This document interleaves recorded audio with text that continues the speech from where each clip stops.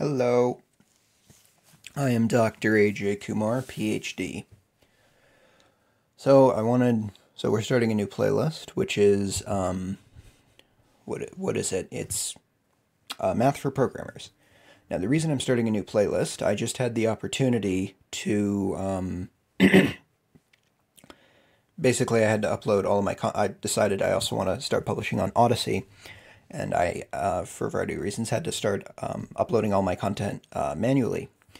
And while I was doing that, I sort of had the opportunity to see how my content has evolved and, see what I like and dislike and see what changes I want to make. And one thing I noticed is that I have a lot of kind of garbage content, a small amount of really, really, really good content, but the really, really good content, it's not arranged in sort of a logically consistent order. It's sort of spread around, it's hard to find, and it's very hard to sort through the chaff to get to the wheat. I don't know if that's the right analogy. So anyway, what I'm going to do, all the stuff that kind of I've done, we're going to start over and put all the stuff I kind of want to talk about, math-wise at least, into one playlist, and we're starting from the beginning, and that's what this is. So, I also just wanted to mention, I now have an Odyssey at Dr. A.J. Kumar. Let's see. That's for my math and programming stuff, and then the podcasts are on at Big Black Cannon. Just released a new one 15 hours ago. The Craig Cannon Power Hour with Craig Cannon. There's a photo of Craig Cannon. So, let's get to work. Actually, I'm going to put the mouse away because I gave myself a cramp making this. Okay. This is Math for Programmers 1. We're going to make this full screen. I'm Dr. A.J. Kumar, PhD, the founder. There's a picture of me. And I just mentioned podcasts over at odyssey.com/@BigBlackCannon. They're also on Rumble. They're all on my BitChute channel. And I think they're on the Craig Cannon Club. There's links down below. Okay. So, this is for programmers who want to learn mathematics, but maybe have only had kind of minimal exposure to formal mathematics, but are smart and good at reasoning. So that's who the target audience of this is. So I am assuming, let me actually start with the topics we're going to talk about. Number one, I'm going to meander about and talk about whatever I want to talk about. So stuff I eventually want to get to. We're going to start actually by doing 3D perspective graphics. So talking about projective geometry, the rotational logic of quaternions. That's going to be kind of our first goal. Talk about how to make game physics that map to the real world, because the physics in the real world doesn't actually quite map well into computers, and so we're going to have to adjust it a little bit. We'll be talking about some data mining stuff, AI stuff, some neural networking stuff. Eventually want to get into cryptography.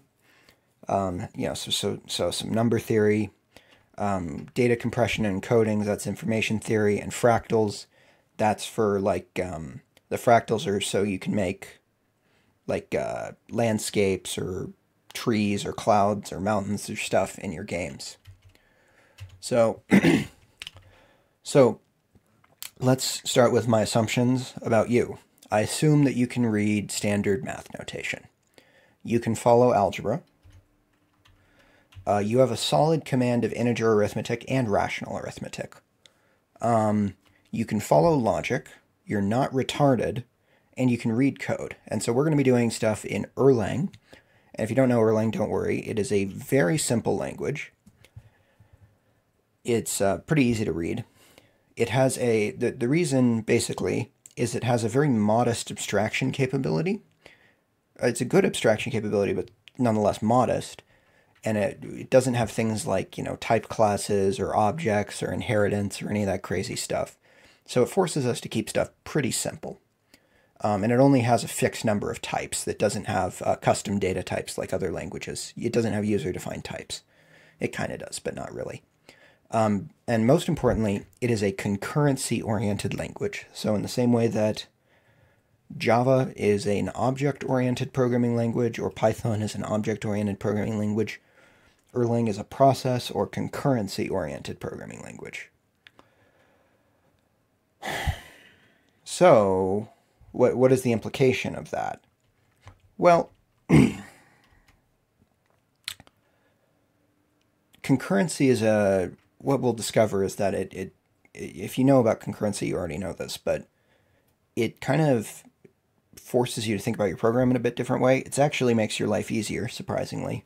That's not true in most languages. Erlang is the only language where concurrency makes your life easier. It's kind of weird. But it kind of, a lot of the concepts from concurrency, a lot of the constraints it puts on your program, thinking through those is really interesting. And it's, I think, a really interesting concept that's missing from mathematics. So, topics. See, 3D, yeah, I already mentioned this. So I'm going to meander about. I'm going to talk about whatever I want, whenever I want, but these are kind of things I eventually want to get to. So 3D perspective graphics, projective geometry, quaternions, that's what we're going to start with. Our first goal is to understand quaternions. Then we're going to have to develop kind of a discrete version of calculus to talk about game physics, data mining, neural network, yeah, all of this stuff. Okay. Talk about general goals and constraints for QAnal. Now, the reason I am doing this, I should mention I'm a mathematician. I'm not really that much of a programmer. I am doing this for mathematical reasons, which is basically, I think, mathematics has kind of gone off sideways and doesn't make sense anymore, and it's because it was developed without computability in mind. So we're going to my fork of mathematics is called, initially it was just going to be about a sub-branch of math called analysis. And my fork was going to be called rational analysis, or QAnal for short, because Q is the standard mathematical notation for rational numbers. So, here is, I have a kind of different orientation towards mathematics than the CIA does. Our goal is to be able to understand and clearly explain to your friend why something works. So, quaternions, you want to be able to understand in a perfectly concrete way and be able to explain from the bottom why quaternions have anything to do with rotation, and explain exactly the logic of how that's supposed to work. And explain it to your friend, or even better, be able to explain it to a computer. It is more important to let me zoom in a little bit. It is more important to understand why something is true than to be able to prove it. The mathematics now has become obsessed with axioms and proofs, and, being really anal retentive about that, and that's kind of silly, I think. So we will do proofs when they're helpful, but I'm going to have a very heavy focus on concreteness, a lot of diagrams, examples, and a lot of code. That implies an emphasis on computability and, more importantly, correctness. All right, so what does that imply? No floats. Let me show you something. Python. Sorry.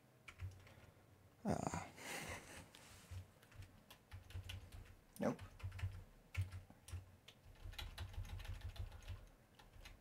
Let's do 0.1 plus 0.2, and let's just ask, is that equal to, let me put spaces here, sorry, I'm typing with one hand, 0.3, okay? No, it's not. And that's because the CIA invented floats just to make our programs harder to reason about.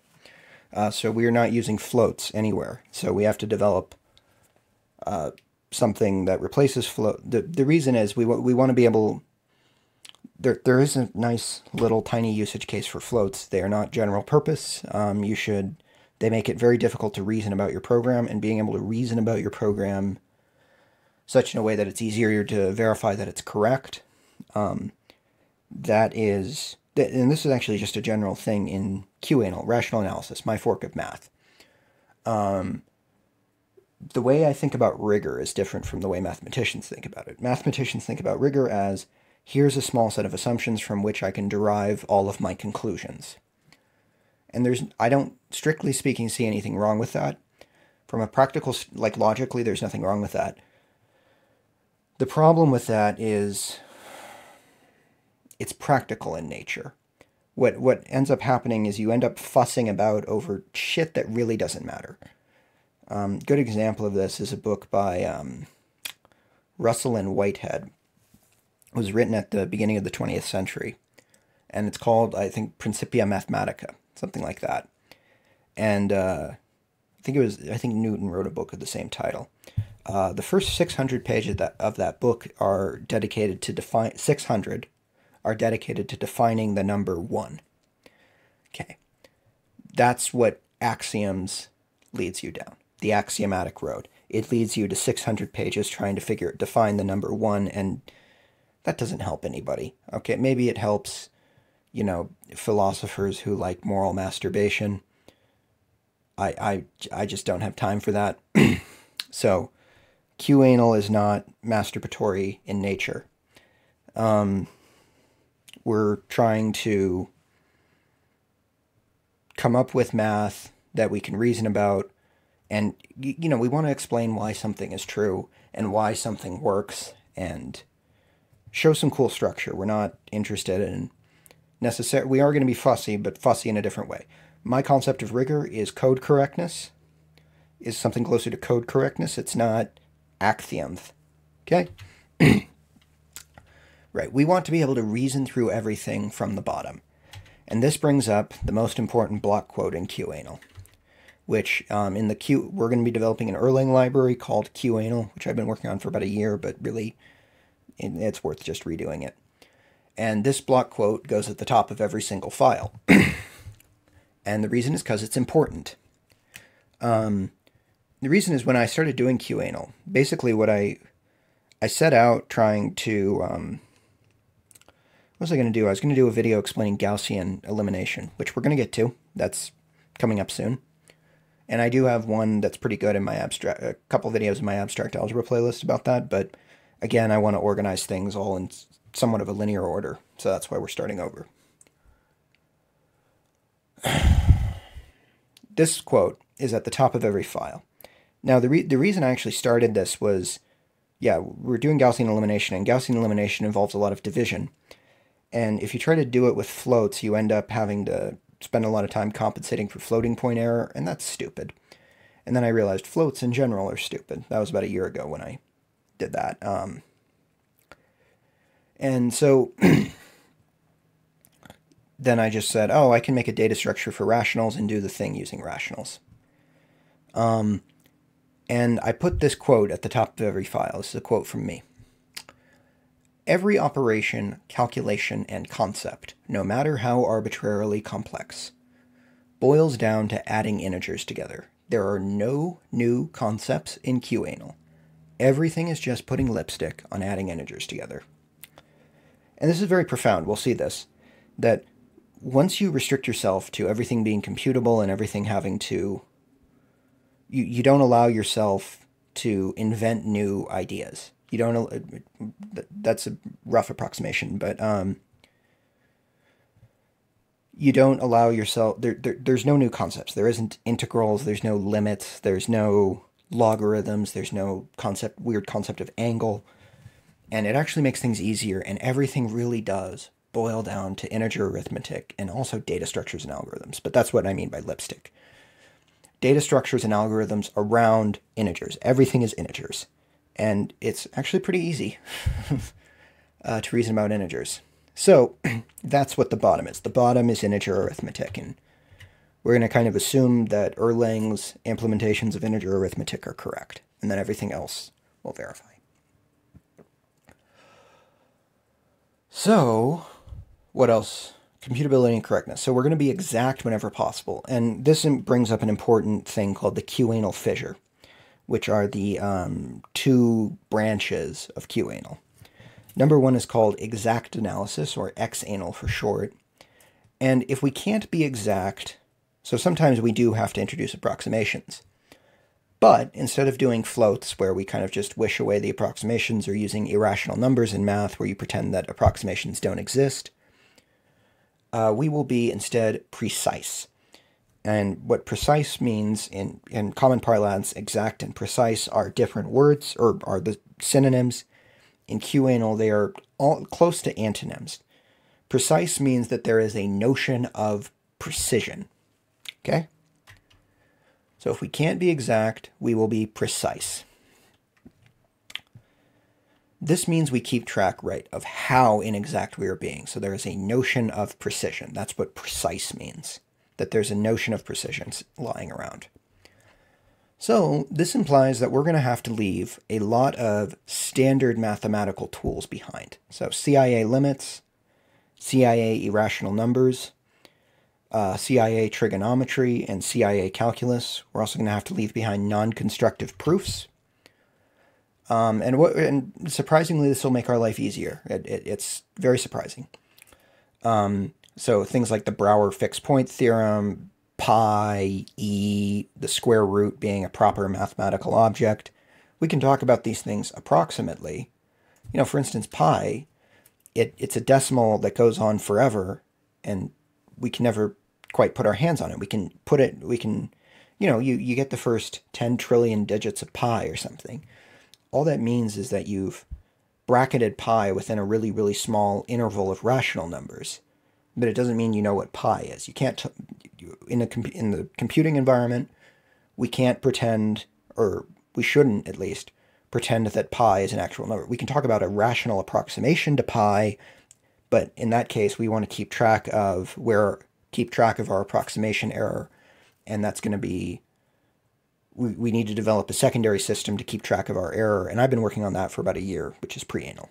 And it turns out that basically, well, I haven't fleshed this out, so I shouldn't say this, but I think really if you just develop calculus properly, you also have a way to keep track of errors. That's basically the solution. Okay, so we have a heavy, heavy focus also on canonical forms. Now, that podcast, the Craig Cannon Power Hour with Craig Cannon, it's also called Structure. Basically, depending on what we talk about, we name it, give it a different title, obviously. But if we're talking about like politics or something, it's the Craig Cannon Power Hour with Craig Cannon, because politics is the study of power. If we're talking about math or QAnal, it's Sika or Math After Dark. It depends. But go to the Craig Cannon Power Hour with Craig Cannon channel and look at Sika-9.5. They're labeled in the title.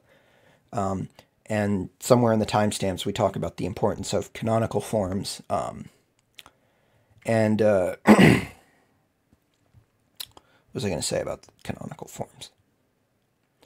They're a really important thing in computing that doesn't really show up that much in math. It shows up a little bit. And we talked about that why in Sika 9.5. And then the other thing, heavy emphasis on concurrency. So I'm going to say that canonical forms and concurrency, especially concurrency, these are two incredibly important concepts that really clarify your thinking and make things a lot easier, that are pretty much missing from math. And that's strange. This is also kind of a downside of the axioms-based approach, which is you end up spending 600 pages trying to figure out what the number 1 is, and never ask yourself, hey, what about concurrency? It's a really cool, it's really cool. It's really a powerful thinking tool, and a really powerful engineering tool. So, mini goal number 1, or target number 1, for what we're going to be aiming towards, and then maybe we'll switch gears. We're going to try to figure out the rotational logic of quaternions. So rough outline, first thing, I'm again assuming that you have very minimal exposure to formal mathematics, but that you're smart and you can follow logic and you can read some code. So we're going to talk about the GCD algorithm, what rational numbers and the arithmetic of rational numbers. Talk about some basic matrix arithmetic, or which is also called linear algebra, matrix algebra, which is called linear algebra. And this is sort of the tool set of math. The linear algebra is the Swiss Army knife of math. And it's actually better than the Swiss Army knife, because if you can frame your problem as a matrix problem and do your problem using linear algebra, then that's probably the right way to do it. That's not true of a Swiss Army knife. But in math, generally, if you have a problem and you can frame it as a matrix problem and solve it using a standard tool in linear algebra, then that's usually the best way to do it. Related to that, we will talk about some projective geometry, then some complex numbers, and then eventually get to quaternions. We'll talk about some planar geometry that goes between, that would go in the basic linear algebra section, is some planar geometry, and then quaternions. And then we will also be talking a lot about complex numbers, which are sort of the 2D version of quaternions.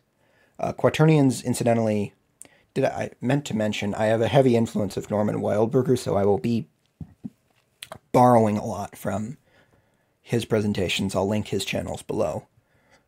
In particular, we're going to be making heavy usage of his, he created a version of trigonometry. Actually, the book that my microphone is resting on is Norman Wildberger's book called Divine Proportions.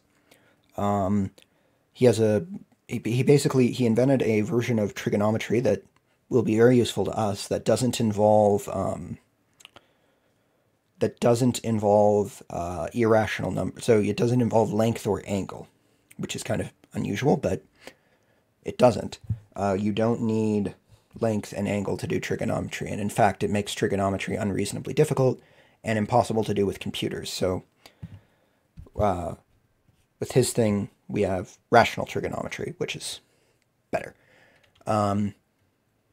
And we're going to be making a lot of usage of rational trigonometry. And also for the preanal, for doing precise analysis, it's very similar to his algebraic calculus. I have a slightly different way of thinking about it, but very similar to, it's a different angle of thinking about basically the same structure, which will be preanal, but that'll take a while to get to. We'll talk about complex numbers, which are sort of a 2D version of quaternions.